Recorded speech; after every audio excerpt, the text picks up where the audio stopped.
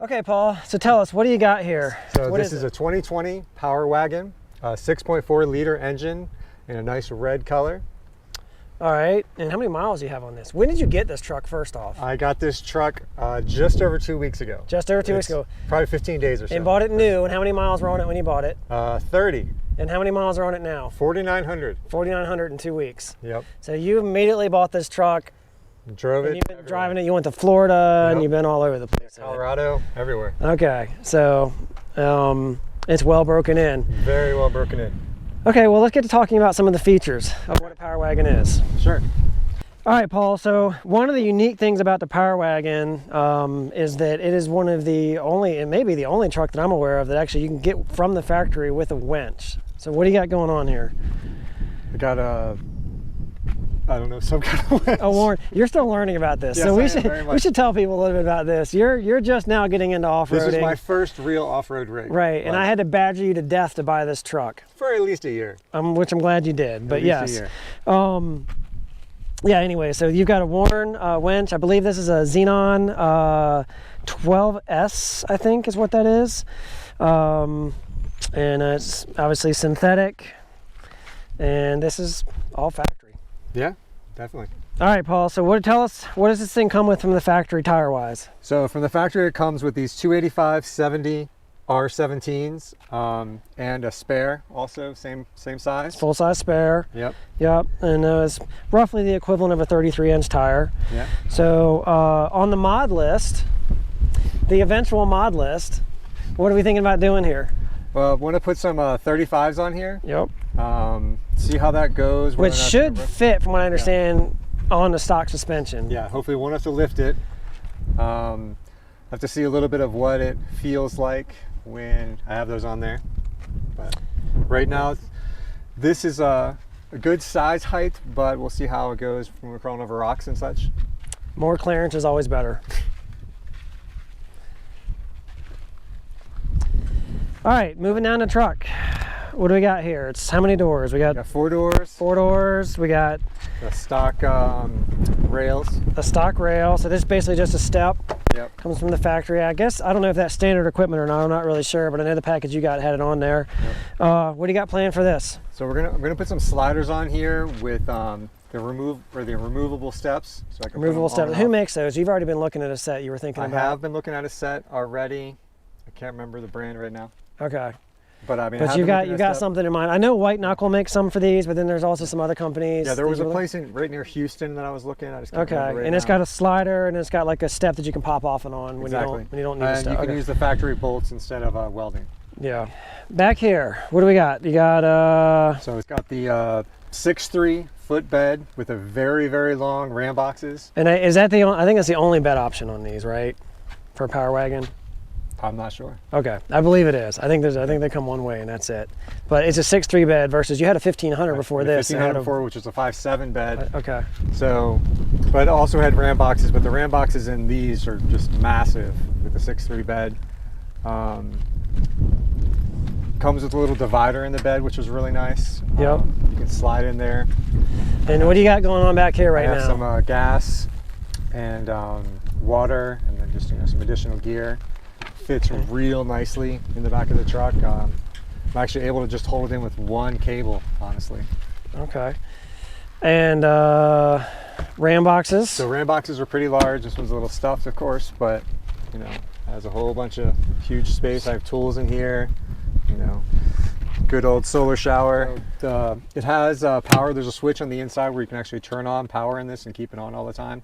So it's a 400 watt inverter. And without the ignition on. So it'll run without if you want. Okay, so you can run that 400 watt inverter without the ignition even being on. Correct. Guess you got to watch your battery on that. Exactly. Okay. Okay, cool. Has a nice escape here in case you get trapped inside. In case you get trapped inside your RAM box. That's good to know. Gotta love the nice dirt on it right now from our adventure out here. Yeah, this is not the cleanest Powerwagon review. Okay. All right, and then the only mod you've done to this so far is we're looking at it, right? The rack, yeah. Okay. So this is the front runner rack that I had on my 1500 as well. This rack fits with the factory bolts that come with the front runner system. There's just two different ones. In the 1500, it uses the smaller bolts, and this one uses the larger bolts. There's some kind of spacers or something too, right? There's spacers that come with it. All right. On top of this, I'm running a Yakima 3-person rooftop tent with skylights. It's amazing. Deploys in 5 minutes maybe, and you put it away in about 10. And this was on your 1500, so it's had quite a bit of good use already. Oh, absolutely. Yeah. Had a lot of great use out of this. I would say personal preference for this type of setup for me definitely is the side deploy versus the rear deploy. Okay. I found that it was just more forgiving, and especially if you have something on the tailgate in your hitch, it's just way more versatile in my opinion. Okay, cool. Okay, and back here, you've got what going on? So this is actually the very good size hitch. This is the Class 5 hitch that comes with this. This Powerwagon will tow 10,300 pounds. In here right now, I just have a bike rack. Has a nice pin that you fold down. What I really liked about this setup over my 1500 is because of the height difference in the two trucks. This actually folds down full clearance, and I can open the tailgate without any interference. Yep. I had that issue with the 1500 with that. What's back here also, of course, is the power for the trailer if you're towing it, and backup camera and such. I want to talk about this bike again just a little bit more. Okay. So an additional thing that you need to be thinking about with this truck is what? So this obviously is hurting your departure angle. Right, exactly. So you've got to come up with a different solution. Or just attaching it up on the RAM boxes or something like that. Okay. That could be an interesting thing. Maybe you could get some sort of mounts that mount it up here and you could put it on there. That's a thought. Then you just have to take it down and you put your tent out. But yeah, okay. I like that. So one of the things that your brother, that being me, was badgering you about to buy this truck. What was one of the big reasons I wanted you to get this truck? Well, because it has lockers built in right out of the factory. Lockers, yes. Oh, and what else? And disconnecting sway bars, right. Very nice. So if you're going to insist on driving a truck, which you are, right.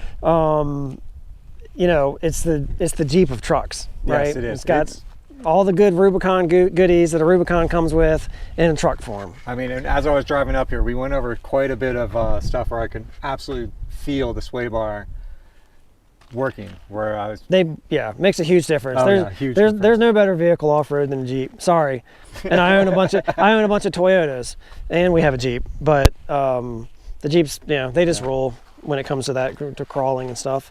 Yeah, but I mean, I had no trouble at all getting up this the hills that we took here. All right, so one of the benefits that this truck has, as you talked about, was a disconnecting sway bar. But why does that matter here? What do you got going on? Because this has a solid front axle. So again, like the Jeep Rubicon, right. or all Jeeps, honestly. But right. So I mean that just very articulation. Yeah, articulation is king. All right. So you talked about this earlier. You've got the 6.4 liter Hemi in it. You know what kind of horsepower and torque this thing has? I don't remember. A lot. It's definitely a lot. We don't know.